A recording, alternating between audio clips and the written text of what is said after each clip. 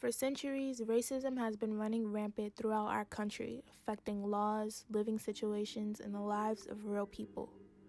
Racism is the biggest elephant in the room, yes, but we can never forget about the sister of racism, colorism. Colorism affects our entertainment, our quote-unquote preferences, our standards, and the way that we view ourselves and other people. In this particular case, I would like to talk about the entertainment aspect of colorism, specifically the film and television industry. To be more specific, dark-skin representation was a lot easier to find in the 90s from shows like Martin, Living Single, Fresh Prince of Bel-Air, Moesha, Girlfriends. The list can go on. We actually haven't seemed to have any consistently since Girlfriends. Although the topic of colorism in the film and television industry is not new, over the past couple of years, it has been a constant battle between viewers and showrunners about who should be casted for what and what viewers would like to see more of.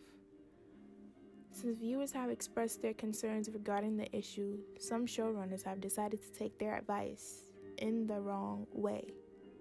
Just recently, the horror movie Them was released on Amazon Prime, the plot being based on a black family moving into a new area surrounded by white families. Not only does this sound familiar, it also sounds very predictable. Since I refuse to watch this movie, judging by the trailer, certain movie clips I've come across, and the summary of the storyline, Them was bad. It wasn't bad because of the audio or the lighting.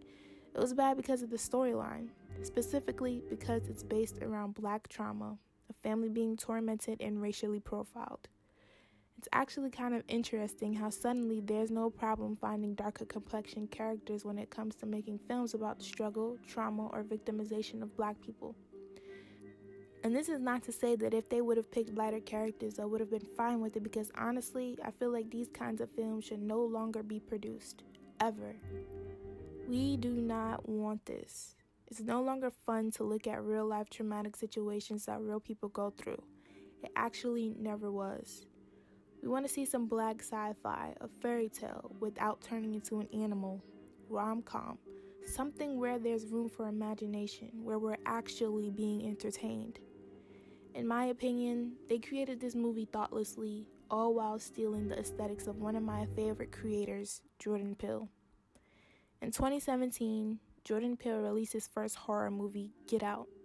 Then 2 years later, released his second horror movie, Us. And although it is true that the main characters of both of these two horror films are of the darker complexion, neither one of them were executed in a distasteful manner, so therefore I would call this representation. And I'll explain the difference. First of all, the characters in the movie Us could have literally been played by anybody.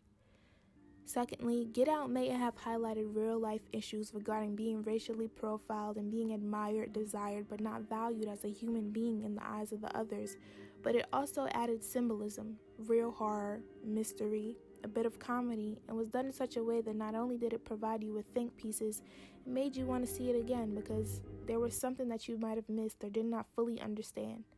That's what I call a horror movie. Please note that I am no movie critic. These are just my thoughts. And since this is the end of my rant, at the end of the day, I know that just bringing awareness to a problem will not solve it.